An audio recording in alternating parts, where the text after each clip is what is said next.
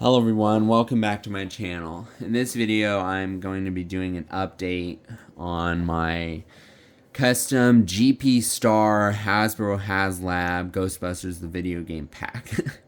It's a bit of a mouthful. Basically I've upgraded and changed a HasLab pack, and I've upgraded it with the GP Star innards, which I do recommend. They're very high quality and they have a lot of upgrade possibilities, and that's why I've been able to actually write my own firmware and do my own lighting effects added directly onto their board. So I've already made one video talking in depth about a lot of the new features that I've added and changed from the GP Star code to have these alternate lights and be able to have more video game accurate features. This video is meant to just be a sequel to that. The first thing I want to demonstrate is a new method of navigating firing modes.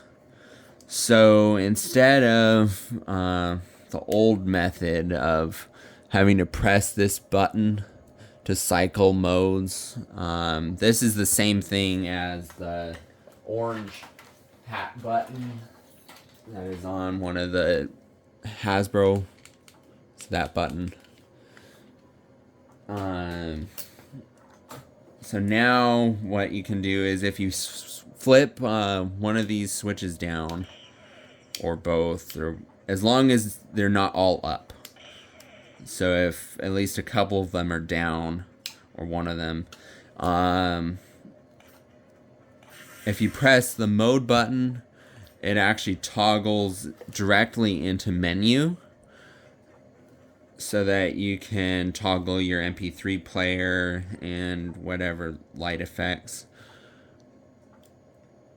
And as long as you're on level 5 and you press the button, it'll go back into Proton.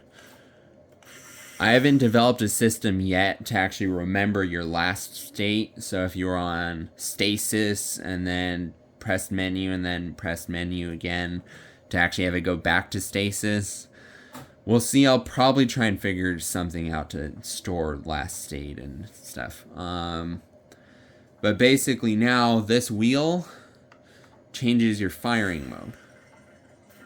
And it's so convenient because you can actually scroll very quickly, because also I've changed this light, this hat light, to be a pixel LED, so I can actually change its color to represent the firing mode. So I can quickly and easily tell what firing mode I'm in, and then using the little scroll wheel to scroll quickly between the mode that I want. And then when I flip up the switches, then the wheel toggles the firing intensity. So that works like the original GP Star code. So I think this just makes so much more sense, because why do you need to have it just change the firing intensity no matter what the switches positions are? And being able to actually quickly switch, okay, I want Proton, or I want Stasis, and then I want to go back to Proton, I can actually just toggle between them with the wheel. And then obviously settings. So basically now I can just scroll through whichever firing modes I want. And it does not go into settings, and it does not go into vent. Because for mine, I just have quick vent enabled. So if I want to test venting, or in the future, once I do more updates to the pack, quick vent will actually drain your current heat level like in the video game. Because I'm going to be working on storing heat integers so that you can actually see your heat level here when your pack is actually storing heat after you've fired. And then when you press quick vent by having one of these switches, actually I think it's just the top switch needs to be down and the other one's up, then the pack goes into a vent. And So I just didn't think it was necessary to actually have venting as a wheel toggleable option. In the future, I'm going to be re-enabling the GP Star added firing modes, which are like holiday, and there was like a custom color one, and I think there was one other. I personally haven't even fooled with those very much, just because I've spent so much time trying to get the video game accurate with these different added lights that I've done. So I'm going to be adding those back into the scroll wheel, but for right now, it's only between the 4 firing modes of Proton, Stasis, Slime, and Maison. And then the other big upgrade that I've done since my last video is correct slime not hat lights, the cyclotron lid lights. So these are now actually like a flickering effect, and they fade out if you power down the pack or if you go into an overheat or vent. And so those, I'm a bit surprised that the GP Star team did not add this in to their code, and maybe they will in the future after they see this video. But, like in the video game, how it looks is there's almost like a green, dimly lit gunk just filling the cyclotron from the slime tank. And it doesn't even light up this brightly green, but at least this is not just changing the color of the blinky light, because I think that's just very boring to just, okay, stasis, maison, slime, whatever, it just changes the color. This actually does a completely different effect for the lid now, instead of it just being a color change. And basically what I've done is I've created integers for each LED. This is the Fruto 5 LED per lens upgrade. So I've created 10 integers, and I have 1 through 5, and then 6 through 10, and then 1 through 5 and 6 through 10 laid out to the different LEDs. And since I don't know anybody who has a 40 LED ring, I haven't been able to actually test writing code for that. I'd be happy to make code or whatever if someone wants this effect. And also, if anybody is watching that has a regular wired GP Star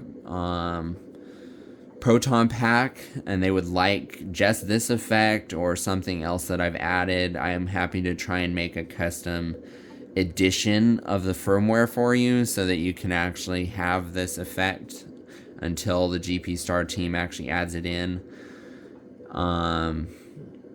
But basically this just tells the different integers that are being written to the LEDs to have random values. So it's it gives you this kind of candle flicker effect almost, and I think it comes off very nice. It gives you this sort of sparkling green, and I'll zoom in a bit just so you can hopefully see a bit better. I'll also show you quick while I'm firing, because I've put in a little bit of hidden Easter egg that you might not even notice, but when you're firing, the flickering changes intensity and speed. So on level 1, it's barely different from the base flicker. Honestly, barely noticeable. Then level 2 is again a bit stronger. You probably can tell a bit more that one versus the base. Level 3.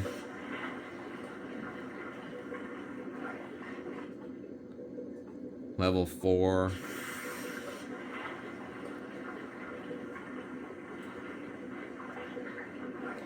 And then level 5. So you get the idea that it flickers faster and more frequently the higher the firing mode. Because I wanted it to be like it's actually having slime flow through or whatever. In the future, I would really love to come up with some sort of idea to actually have it look like it's cycling slime through, like it's actually being pushed through the lid. Because in my envision of how the Ghostbusters video game pack would operate is it would actually push slime through and around somehow, and that's why it would even be green here. So we'll see in the future if I add that to have it cycle somehow or come up with a more convincing effect. But I still think this is a major upgrade compared to the original GP Star, to actually have it flicker green and not just be another blinky light. And then I can show you quick if I turn off the pack and put it into Afterlife. Level 2, 1989, Afterlife. Level 1.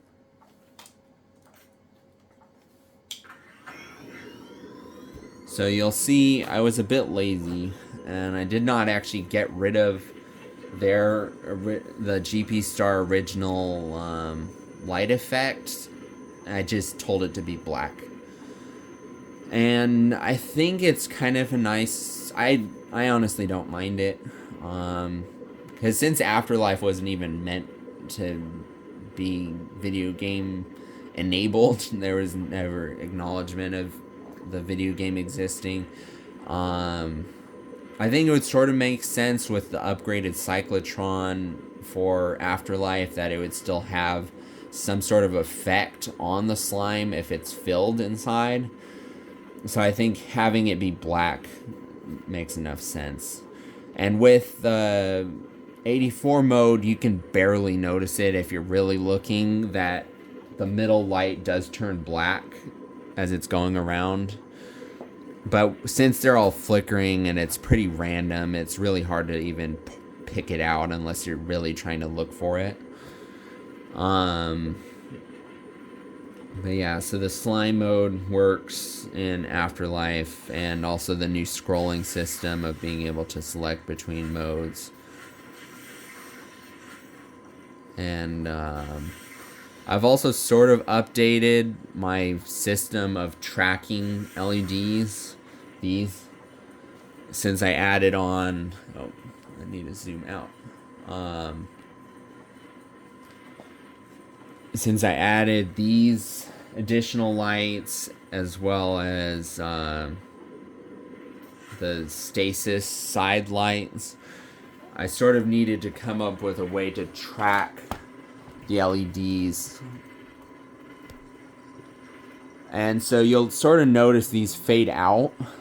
When they get up to full, they slowly die off and then go to black, which is similar to the video game, which is, again, my passion project of trying to replicate. So in the video game, they're almost using like a incandescent bulb or something, because it sort of glows for a second before it just goes to black. So it's not just a straight black blue thing. So if I were to get the pack into ramping state by holding down on the fire trigger, in my previous demonstration, in my previous video and demonstration of the pack, the lights would not actually go to black. They would look kind of dorky and stay fully blue, and it wasn't very good. So now you'll notice the lower ones barely even have enough time to turn to black, so that's why they sort of stay blue. But it's a better effect than the last update I had. And same thing with the Maison lights. because it was actually having an issue with tracking the integers for keeping those in sync with the power cell. And they also fade out, which is a bit more noticeable. I have them fade out kind of to an orangey hue for a second as they're going dark. So yeah, if anybody has any questions or they're interested in certain features that I've already added, just let me know. I'm happy to try and teach or make a custom iteration of firmware or whatever. And also, if anybody from the GP Star team is wanting to help, I'd be happy to work and collaborate with trying to add or subtract features or whatever to try and make a more widely available release of some of the features that I've done. So far, though, it seems like every time I try and talk to somebody, they don't really respond back, so we'll see. I don't really mind. I've been doing it as a solo project, and it's been working out well enough. And now I've gone through their code so much that I kind of understand everything. At first, it was so overwhelming, though, since the code is like 7,000 lines, and per board, 7,000 lines for that, 7,000 lines for the wand, and then you get all these different tabs with a couple hundred lines, and it's very dense. So yeah. Anyway, I think that's about it. If anybody has questions or anything, just let me know. Thanks for watching, and be sure to check out the other videos on my channel.